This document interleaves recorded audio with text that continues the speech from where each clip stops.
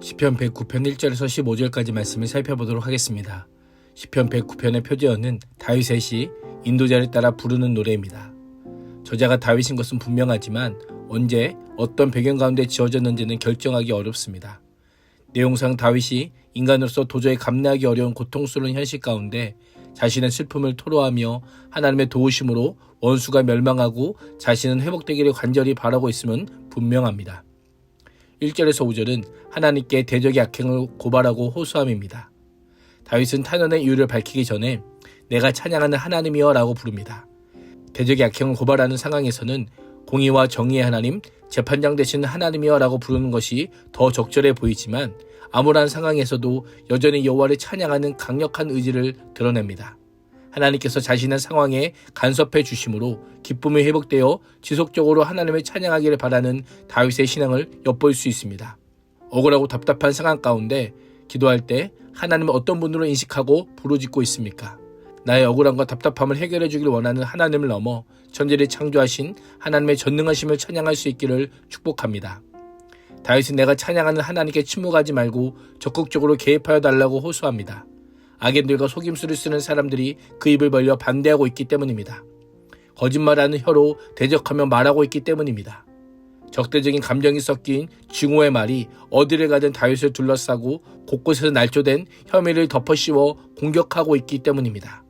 이 모든 일들이 까닭없이 진행되고 있기에 다윗은 결백한 자로서 억울함과 답답함이 짓눌렀을 것입니다. 만약 이런 상황에 처해 있다면 대적들의 말을 통한 공격과 포악함에 우리는 질려버릴 것입니다. 다윗은 어떠했을까요? 그럼에도 불구하고 그들을 사랑으로 대합니다. 그러나 돌아오는 것은 뜻밖의 공격과 고발과 대항뿐입니다. 다윗을 고발하여 피고인으로 세웁니다. 사랑과 우정을 원수로 갚는 것입니다. 사면초가의 상황에서 다윗은 나는 기도할 뿐이라 라고 고백하며 하나님께 기도하기로 결단합니다.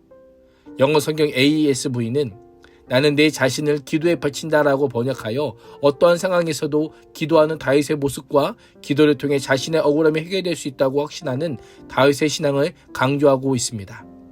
까닭없이 손해를 보고 부당한 대우를 당할 때 불평하거나 자신에게 악을 행하는 사람에게 악을 악으로 갚는 것이 일반적인 자세입니다. 그러나 로마서 12장 21절은 악에게 지지 말고 손으로 악을 이기라 라고 명령하며 진짜 그리스도인이라면 아무리 억울하고 불합리한 상황이라도 하나님께 심판을 맡기고 기도할 것을 권면합니다. 우리의 모습은 어떠합니까? 대적자들은 우리의 손을 대신하여 악을 놓을 것입니다. 대적자들은 우리의 손을 무색하게 할 만큼 엄청난 악으로 덮어버릴 것입니다. 그럴 때에도 하나님 손에 붙들린 바 되어 사랑으로 허다한 죄를 덮는 그리스도인이 될 수 있기를 축복합니다.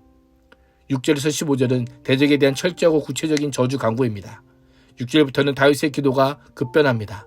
조금 전까지 대적자들을 사랑하며 기도했던 모습이 어디 있나 할 정도로 매우 거칠고 과격한 언어를 사용하여 저주를 퍼붓습니다. 이 저주를 어떻게 해석해야 될까요? 다윗 자신의 원한이나 복수심에 근거한 저주로 이해하기보다는 악인의 악함을 하나님께서 심판을 통해 드러내주기를 구하는 모습으로 보는 것이 좋을 것 같습니다.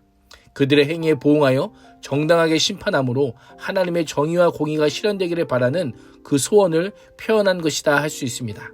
그래서 본문을 가만히 들여다보면 저주를 행하는 주체가 자신이 아니라 하나님입니다. 다윗은 6절에서 악인의 그를 다스리게 하시고 사탄의 그의 오른쪽에서 서게 해주시기를 간청합니다. 악인과 사탄을 동의어처럼 사용하여 자신을 대적하는 자가 악인과 사탄의 통적관 아래 있기를 구합니다.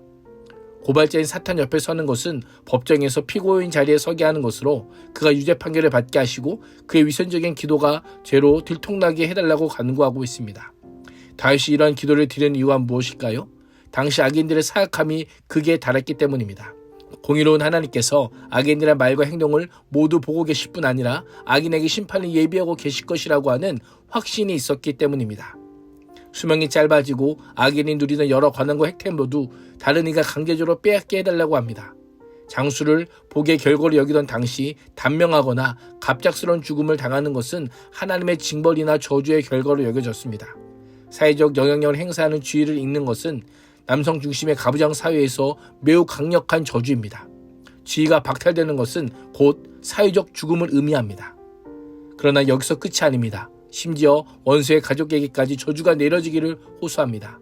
대적의 목숨까지 빼앗아서 자녀는 고아가 되고 아내는 과부가 되고 그 자녀들이 돌아다니며 구걸하게 하시고 폐허가 된 집을 떠나 빌어먹게 해달라고 간구합니다.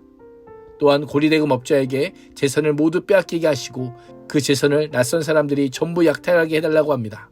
그에게 친절히 베푸는 사람이 없게 하시고 그 고아들에게 은혜 베풀 자가 없게 해달라고 간구합니다. 그의 자손도 끊어지고 후대에 그들의 이름까지 지워지게 해달라는 매우 강력한 저주를 호소하고 있습니다. 다윗은 한 가문의 멸명을 기원하며 여호와께서 그 조상들의 죄악을 기억하시길 바라고 그 어머니의 죄도 지워버리지 마시길 간청합니다. 그들의 죄가 항상 여호와 앞에 있게 하시고 세상에 그들에 대한 기억을 완전히 소거하도록 기도하고 있습니다. 표제어처럼 이 시를 인도자를 따라 찬양대가 함께 불렀다라고 생각해 보십시오. 찬양이지만 매우 섬뜩하기까지 합니다.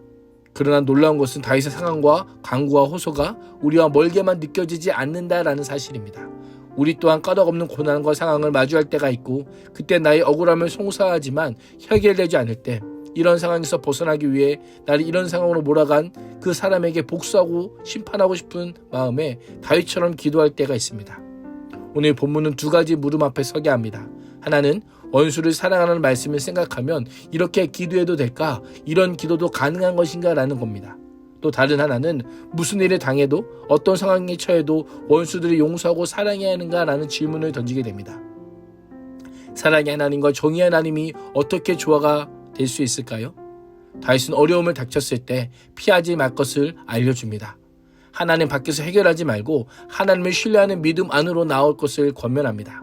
세상의 잘못된 것들을 직시하면서도 거룩하고 전능하신 하나님 앞에서 우리의 마음을 정직하게 쏟아낼 것을 명령하고 있는 것입니다. 큐티가 바로 그런 시간입니다. 모든 것이 행복하기만 한 시간이 아니라 다윗처럼 하나님께 탄식하는 시간이요 탄식하는 법을 배우는 시간이기도 합니다. 오늘 하루도 고소와 저주까지도 기도로 하나님 앞에 드림으로 하나님의 은혜와 사랑으로 새롭게 빚어지는 인생이 될 수 있기를 주님의 이름으로 축복합니다. 기도하겠습니다. 하나님, 선을 아우러 갚는 자연스러운 우리의 본성이 사랑으로 오신 예수 그리스도로 말미암아 선을 선으로 갚는 은혜의 통로가 되게 하여 주옵소서. 예수님의 이름으로 기도합니다. 아멘.